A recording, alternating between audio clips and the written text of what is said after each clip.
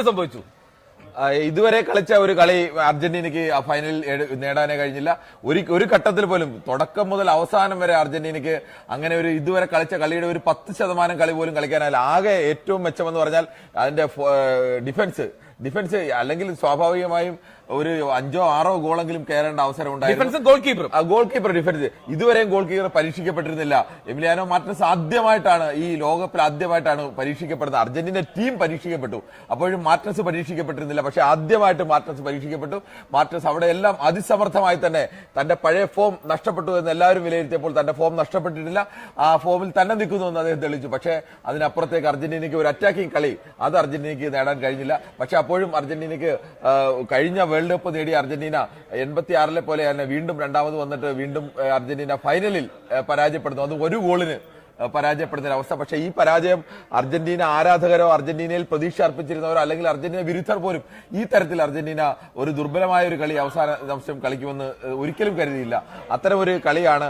ഒരു ഘട്ടത്തിൽ പോലും അർജന്റീനയ്ക്ക് മടങ്ങി വരാൻ എല്ലാവരും കരുതിയത് ഏത് നിമിഷമാണ് അർജന്റീന മടങ്ങി വരാൻ തീരുമാനിക്കുന്നത്, തോൽക്കാൻ മനസ്സിലെന്ന് അർജന്റീന തീരുമാനിക്കുന്ന നിമിഷം കളി മാറി മറിയും എന്നായിരുന്നു ഇതുവരെ കണ്ടത്, നോക്കൌട്ടിൽ കണ്ടതാണ്. പക്ഷേ ഇന്ന് അങ്ങനെ ഒരു തീരുമാനം അർജന്റീനയ്ക്ക് ഒരിക്കൽ പോലും ഉണ്ടായില്ല എന്ന് വേണം കരുതാൻ. അവസാന നിമിഷവും ഫോർവേഡ് നിൽക്കുന്ന ഒരാളെ പിൻവലിച്ചിട്ട് വീണ്ടും അവിടെ ഒരു ഡിഫൻസാണ് ശക്തിപ്പെടുത്താൻ ശ്രമിച്ചുകൊണ്ടിരുന്നത്. അവിടെ എവിടെയോ ഇതുവരെ എല്ലാ തന്ത്രങ്ങളും വിജയിച്ച ആശാന അവസാനം സ്കലോണിക്ക് പിഴച്ചു എന്ന് വേണം കരുതാൻ. എക്സാക്ട്ലി 117ാമത്തെ മിനിറ്റിലാണ് അർജന്റീന ആദ്യത്തെ ഗോൾ ശ്രമം നടത്തുന്നത്. 117ാമത്തെ മിനിറ്റിൽ ലയണൽ മെസ്സിയിലൂടെ ആ ഗോൾ ശ്രമം നടത്തുമ്പോൾ ഒരുപാട് വൈകിപ്പോയിരുന്നു അർജന്റീനയ്ക്ക് തിരികെ എത്താൻ കഴിയുന്നതിലും അപ്പുറമായിരുന്നു. കമന്റേറ്റർമാർ പറയുന്നുണ്ടായിരുന്നു അവസാന 5 മിനിറ്റ് മതി ഈ അർജന്റീന ടീമിന് മടങ്ങിയെത്താൻ എന്നുള്ളത്. ആ പ്രതീക്ഷയുണ്ടായിരുന്നു. കാരണം ആ മനുഷ്യൻ ആ കളത്തിൽ ഉള്ളിടത്തോളം കാലം ഏത് സമയവും അർജന്റീനയ്ക്ക് തിരികെ എത്താമെന്നുള്ള പ്രതീക്ഷ അർജന്റീന ആരാധകർക്കുണ്ട്. പക്ഷെ ആ പ്രതീക്ഷകളൊക്കെ അസ്ഥാനത്തായി. സ്പാനിഷ് ടീമിന്റെ മിഡ്ഫീൽഡർ, സ്പാനിഷ് ടീമിന്റെ ഡിഫൻസർ, സ്പാനിഷ് ടീമിന്റെ ഗോൾ കീപ്പർ ഉനൈ സിമോണിന് കാര്യമായിട്ടുള്ള പ്രതിരോധം നേരിടേണ്ടി വന്നതേയില്ല. 2 തവണ മാത്രമാണ് അദ്ദേഹത്തിന് ഈ മത്സരത്തിൽ ഒരു ഗോൾ സേവ് നേരിടേണ്ടി വന്നത് എന്നുള്ളതാണ് പ്രധാനപ്പെട്ട കാര്യം. അങ്ങനെ 2 ഫൈനലുകൾ കളിക്കുന്നു. 2 ഫൈനലുകളിലും ജയം സ്വന്തമാക്കുന്ന ടീമായി മാറുകയാണ് സ്പെയിൻ. ഈ ലോകവേദിയിൽ 2-2 വട്ടമാണ് സ്പാനിഷ് ടീം ഫൈനലിലെത്തുന്നത്. ഒന്ന് 2010 ദക്ഷിണാഫ്രിക്കയിൽ, ഇതാ 2026 ഏതാണ്ട് 16 വർഷങ്ങൾക്ക് ശേഷം വീണ്ടും സ്പെയിൻ ലോകകപ്പിന്റെ ഫൈനലെത്തി. അവിടെയും സ്പെയിൻ വെന്നിക്കൊടി വാറിക്കുകയാണ്. കിട്ടുന്ന അവസരം മുതലാക്കുന്ന സ്പാനിഷ് സംഘം. യൂറോപ്പിന്റെ അധിപന്മാരായിട്ടുള്ള സ്പെയിൻ ഇതാ ലോകത്തിന്റെ അധിപന്മാരായി മാറുന്നു. ഇനി ലോക ഫുട്ബോളിൽ സ്പാനിഷ് ഭരണമാണ്, സ്പെയിന്റെ ഭരണമാണ്. 11 സേവുകൾ നടത്തിയ എമിലിയാനോ മാർട്ടിനസിന് മാത്രം കയ്യടി നൽകിക്കൊണ്ട് അർജന്റീന ആരാധകർക്ക് വീടുകളിലേക്ക് മടങ്ങാം. കാരണം അവിടെ കപ്പ് ഉയർത്താൻ പോകുന്നത് റോദ്രിയും സംഘവുമാണ്. റോദ്രി ഒരുപക്ഷെ ഗോൾഡൻ ബോളിനുള്ള അവകാശിയാവാനുള്ള സാഹചര്യവും ഒരുങ്ങുന്നുണ്ട്.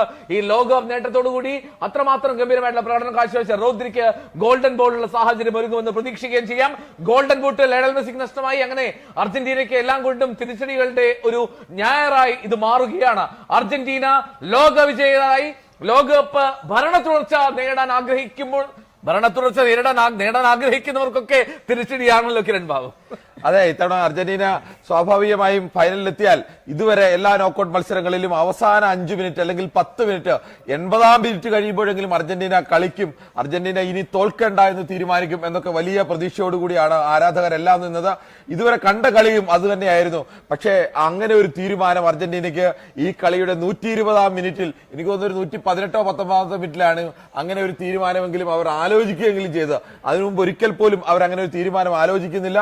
അവിടെ എല്ലാം വല്ലാതെ ഡിഫൻസിൽ നിന്ന് കളിക്കുന്ന, അറ്റാക്ക് ചെയ്ത് കളിച്ചുകൊണ്ടിരിക്കുന്ന, ഒരേ സമയം 4-5 ഫോർവേഡുകളെ ഇറക്കി കളിച്ചുകൊണ്ടിരുന്ന ഒരു ആശാനാണ് അല്ലെങ്കിൽ ഒരു കോച്ചാണ് സ്കലോണിയാണ്. ഇന്നിപ്പോൾ ആ അറ്റാക്കർമാരെ എല്ലാം പിൻവലിച്ചുകൊണ്ട് അവിടേക്ക് കൂടുതൽ ഡിഫൻഡർമാരെ ഇറക്കി കളിക്കുന്നു. എങ്ങനെയും അവസാനം ഇനി ഒരു പെനാൽറ്റി ഷൂട്ടൌട്ടിലേക്ക് പോകാമെന്ന് അർജന്റീന നേരത്തെ തന്നെ കണക്ക് കൂട്ടിയെന്ന് സംശയമുണ്ട്. അത് പക്ഷേ അവിടെയാണ് അർജന്റീനയ്ക്ക് പിഴച്ചത്. മറ്റെല്ലാ ടീമുകൾക്കും അർജന്റീനയ്ക്ക് മുന്നിൽ എങ്ങനെയാണോ പിഴച്ചത്, 1 ഗോളോ 2 ഗോളോ മുന്നിൽ നിൽക്കുമ്പോൾ, ഇംഗ്ലണ്ടിനായാലും സ്വിറ്റ്സർലൻഡിനായാലും എല്ലാം 1-2 ഗോളിന് മുന്നിൽ നിൽക്കുമ്പോൾ ഞങ്ങൾ ജയിക്കും, ഇനി ഡിഫൻസിലേക്ക് പിൻവാങ്ങാമെന്ന് അവർ തീരുമാനിച്ചെടുത്താണ് തോറ്റതെങ്കിൽ ഇവിടെ അർജന്റീനയ്ക്കും അതേ പിഴവ് തന്നെയാണ് സംഭവിച്ചത് നമുക്ക് പറയേണ്ടി വരും. അർജന്റീന ഡിഫൻസിലേക്ക് പിൻവാങ്ങാൻ തീരുമാനിച്ചു. അതോടുകൂടി തന്നെയാണ് അർജന്റീന ഒരു കളി കളിക്കുമ്പോൾ സാധാരണഗതിയിൽ ഒരു പകുതി തവണയെങ്കിലും ഗോൾ പോസ്റ്റിലേക്ക് നിറയൊഴിക്കാൻ കഴിയണം. ഇത് ഇത്രയും കളിയുടെ ആദ്യ 90 മിനിറ്റിൽ ഒരിക്കൽ പോലും ഗോൾ പോസ്റ്റിലേക്ക് ഒരു ഗോൾ അവസരം ഒരിക്കൽ പോലും തുറക്കാൻ അർജന്റീനയ്ക്ക് കഴിയുന്നില്ല. അങ്ങനെ ഒരു ശ്രമം പോലും നടത്തുന്നില്ല. അവരെ പ്രതിരോധിക്കുക എന്നുള്ള ഒരൊറ്റ ലൈനിൽ നിന്നാണ് അർജന്റീനയുടെ സ്വാഭാവികമായ അർജന്റീന കളി അല്ല ഇന്ന് കളിച്ചതെന്ന് കാണുക. എക്സാക്ട്ലി. അർജന്റീന ആരാധകർ നിരാശപ്പെടേണ്ടത് ഈ ലോകകപ്പ് നഷ്ടമായി എന്നുള്ളത് കൊണ്ടായിരിക്കില്ല. അർജന്റീന ആരാധകർ നിരാശപ്പെടുന്നത് ഈ ലോകകപ്പ് ഫൈനലിൽ അർജന്റീന വിചാരിച്ചതുപോലെ നന്നായി കളിച്ചില്ല എന്നതുകൊണ്ടായിരിക്കും. അത്രമാത്രം മോശം പ്രകടനമാണ് the worst play in world cup final by Argentina എന്ന് നിശ്ചയമായും പറയേണ്ടി വരും. അത്രമാത്രം മോശമായിട്ടാണ് ഈ അർജന്റീന ടീം ഈ ലോകകപ്പിന്റെ ഫൈനലിൽ സ്പെയിനെതിരെ കളിച്ചത്. സ്പെയിന്റെ മധ്യനിര മെനഞ്ഞ കളി, സ്പെയിന്റെ ബോൾ പൊസഷൻ, സ്പെയിന്റെ അതിവേഗ ട്രാൻസിഷനുകൾ, ഇതിനൊന്നും ഒരു കൗണ്ടർ നൽകാനുള്ള ശേഷിയില്ലാതെ പോയി അർജന്റീനയ്ക്ക്. പാരഡൈസ് ആദ്യ 11 ഇല്ലാതിരുന്ന ആദ്യ 11 തന്നെ അത് സംശയാസ്പദമാണ്. അവിടെ തൊട്ട് തുടങ്ങി അർജന്റീനയുടെ പതനം. പിന്നീട് സബ്സ്റ്റിറ്റ്യൂഷൻ ഒന്നൊന്നായി പാടുന്നത് നമ്മൾ കണ്ടു. കഴിഞ്ഞ മത്സരങ്ങളിലെല്ലാം ലയണൽ സ്കലോണിയുടെ സബ്സ്റ്റിറ്റ്യൂഷനൊക്കെ വലിയ തോതിൽ ഇമ്പാക്ട് കൊണ്ടുവരുന്നതാണ് പിന്നീടുള്ള മിനിറ്റുകളിൽ കാണാൻ കഴിഞ്ഞത്. പക്ഷേ ഇതൊന്നും ഉണ്ടായില്ല.